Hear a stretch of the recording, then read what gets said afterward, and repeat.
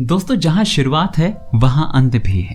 प्रकृति के इस नियम से सिंधु घाटी सभ्यता भी ऊपर नहीं है। जितना रहस्य और रोमांच इस सभ्यता के मिलने में था, कुछ ऐसा ही इस सभ्यता के अंत में भी है।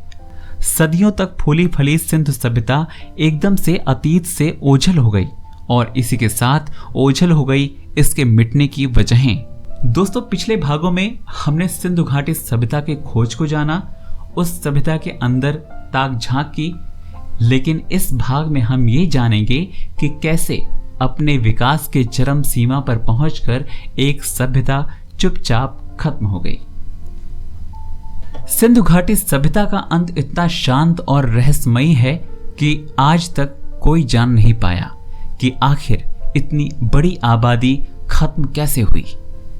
ऐसे में अनसुलझे सवालों ने कई जवाबों को जन्म दिया और इन्हीं जवाबों से निकल कर आए कई सिद्धांत। इस तरह ढेरों रिसर्च के बाद निकले ये सिद्धांत आज हमारे पास इस सभ्यता के अंत की वजह की कहानी बताने के लिए मौजूद हैं। इनमें क्लाइमेट चेंज यानी जलवायु परिवर्तन से लेकर बाढ़, आर्यों का आक्रमण, भूकंप, नदियों का रास्ता बदलना, सामाजिक ढांचे में बिखराव जैसे सिद्धांतों को वजह बताया गया। इसमें एक सिद्धांत का जिक्र हम बार बार सुनते हैं, वो है आर्यों का आक्रमण। James Stuart Mill, Stuart Pigott और गार्डिन चाइल्ड ने आर्यों के आक्रमण को सिंधु घाटी सभ्यता के अंत की वजह बताया। इसके पीछे वजह बताई गई इस सभ्यता से मिले ढेर सारे नरकंकाल। इस सिद्धांत को सिंधु घाटी सभ्यता के खात्मे की वजह बताने वालों में मार्टिमर विलर भी शामिल थे। बाद में उन्होंने दूसरी वजहों को भी माना, लेकिन अपने आक्रमण के सिद्धांत पर वो टिके रहे। 1953 में प्रसिद्ध इतिहासकार और हिस्ट्री ऑफ धर्मशास्त्र के लेखक पांडुरंग वामन काणे ने इस थ्योरी का जोरदार विरोध किया। 1953 में ही इंडियन हिस्ट्री कांग्रेस के अध्यक्ष पद पर रहते हुए उन्होंने आर्यों के आक्रमण वाले सिद्धांत को चुनौती दी। उन्होंने तर्क दिया कि ऋग्वेद का स्वभाव धार्मिक है और उसके लिखे जाने के समय को लेकर भी कोई निश्चित समय नहीं है। ऐसे में बिना किसी आर्कियोलॉजिकल एविडेंस के इतिहास को लेकर ऐसी राय नहीं बनाई जा सकती। पीवी काणे की इस मान्यता को बाद में जॉर्ज डेल्स और बीबी लाल जैसे विद्वानों ने भी माना है। इस तरह से तमाम बहसों और तर्कों के बाद आज आक्रमण वाली थ्योरी पर बहस तो की जाती है, लेकिन उस पर विवाद उतना ही है। आक्रमणों के अलावा इस सभ्यता के अंत के लिए प्राकृतिक वजहों को भी समय समय पर टटोला जाता रहा है। इन वजहों में बाढ़ से लेकर जलवायु परिवर्तन तक की बात कही जाती है। बाढ़ की वजह से इस सभ्यता के खत्म होने वाली थ्योरी को लोगों के सामने रखा अल्फ्रेड मार्शल और एमआर साहनी जैसे विद्वानों ने।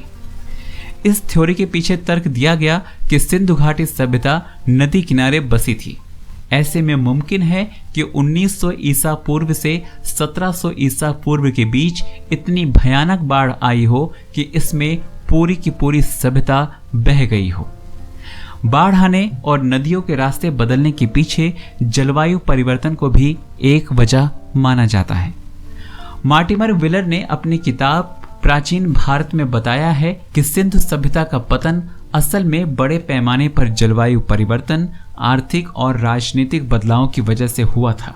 कुछ इसी तरह की वजहें ऑरेल स्ट्रेन और एएन घोष ने भी बताई हैं। इन सब वजहों के अलावा एक और वजह है जिसका जिक्र इतिहासकार करते हैं, और वो है महामारी। इतिहासकार KBR केनेडी के मुताबिक इस सभ्यता के खत्म होने की वजह कोई जानलेवा महामारी फैलना है, और अगर इसे हम आज कोविड-19 की परिस्थितियों में देखें तो केनेडी की बात से इनकार नहीं किया जा सकता। इन सभी सिद्धांतों के बावजूद इस सभ्यता के अंत के लिए किसी एक अकेली वजह को जिम्मेदार ठहराना भी अधूरा माना गया है। अक्सर इतिहासकार सिंधु सभ्यता के विनाश में कई वजहों को एक साथ जिम्मेदार ठहराते हैं। इससे सहमत रखने वाले विद्वानों का कहना है कि इतने बड़े एरिया में फैली सभ्यता के अंत के लिए अलग अलग वजहें एक साथ जिम्मेदार हैं। इस तरह इन कुछ सिद्धांतों के सहारे आज तक इस सभ्यता के अंत का सिरा पकड़ने की कोशिश जारी है, लेकिन पक्के तौर पर आज भी इसकी वजह नहीं पता। हर दौर अपने साथ नए तर्क लाता है, नई तकनीक लाता है। इसी के साथ बार बार इसके शुरुआत और अंत का सिरा पकड़ने की कोशिश की जाती है। इस सभ्यता के ही गढ़े हम इंसान हैं और इंसान के अंदर उम्मीद के उस जिंदा शब्द के लिए हम आगे भी कोशिशें करते रहेंगे।